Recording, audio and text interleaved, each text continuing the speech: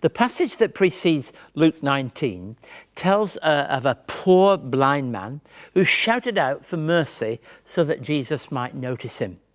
Now, today's passage is very different. So I'm going to read to you Luke 19, 1 through to 9. Very, very familiar passage to many, I'm sure. Jesus entered Jericho and was passing through. A man was there by the name of Zacchaeus. He was a chief tax collector and was wealthy. He wanted to see who Jesus was, but because he was short, he couldn't see over the crowd.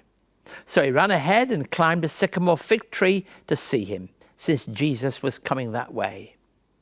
When Jesus reached the spot, he looked up and said, "Zacchaeus, come down immediately. I must stay at your house today." So he came down at once and welcomed him gladly. All the people saw this and began to mutter, "He's gone to be the guest of a sinner." But Zacchaeus stood up and said to the Lord, "Look, Lord, here and now I give half of my possessions to the poor, and if I've cheated anybody out of anything, I'll pay back 4 times the amount." Jesus said to him, "Today salvation has come to this house, because this man too is a son of Abraham." And then at the end of that passage we read, "For the Son of Man came to seek and save the lost." He's a relatively wealthy person, not just a tax collector, a chief tax collector. And Zacchaeus climbed a tree so that he might rise above the crowd to see Jesus. Now, the healing that happens here is very different than the healing that happens elsewhere in Luke's gospel, because this is a healing at a very deep level, a total healing of his life, so much so that he had to reorientate himself. He knew he had to put things right. There needed to be that sense in which he was putting right wrongs from the past. And the initiative was with Jesus. Now, I like that. There are times when the initiative lies with other people. They shout out for help. Zacchaeus didn't shout out for help. He just went to have a look at Jesus from the tree. He was in a very different place. And so it's the initiative that Jesus takes. "Zacchaeus, down here. I want to come to your house for tea."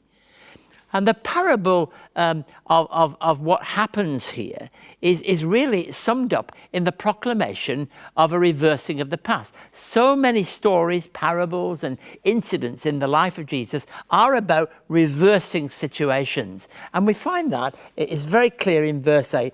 "Look, Lord, here and now I give half of my possessions to the poor, and if I've cheated anybody out of anything, I'll pay back 4 times the amount." Now that really is a reversing of the situation. For Jesus and for Luke, salvation is never just a personal matter. When this happened to Zacchaeus, there was something very real. There was, of course, a change of heart for him. But when Jesus announced salvation had come into his life, it came to the whole of his house. And that's how it is so often, that when something happens, it reaches into every part of a person's life. We know that's the case. That's the power of forgiveness. That's the power of love. That's the power that really can liberate us, the sort of thing that Louisa was talking about a few moments ago, the sort of thing that we encounter day by day in the life of Wesley Mission, when people know what it is to receive something of God's goodness in their life. Well, it touches everything. And we're told his whole household. Well, I don't know what exactly that meant, but I'm sure it was something that would be, well, disturbing, joyous, all those things, all at once. Something happened that made him a new and different person. For me, that is what salvation is. It makes us brand new. It transforms us. It gives us the opportunity of a new beginning. Now, Zacchaeus would not be the kind of person that people would expect this of. They probably wouldn't even think Zacchaeus was interested in what Jesus was about, but he was. Had he seen him? Had he heard him?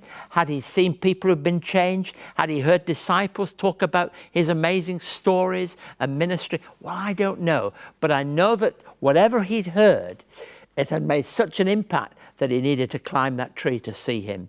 And Jesus could have also ignored him. But he didn't. He didn't ignore him at all, because it is to the Zacchaeuses of this world that the good news of the gospel comes. To people who are the unexpected, those people who don't really feel that they fit necessarily. Now, Zacchaeus is really a type of person. He becomes a story in the great story of the gospel told in every age. But when the new life of Christ comes into your heart, comes into your being, then you will not be the same, and you can expect everything to change. Everyone was touched by what happened in those moments. Everyone was touched by what had happened.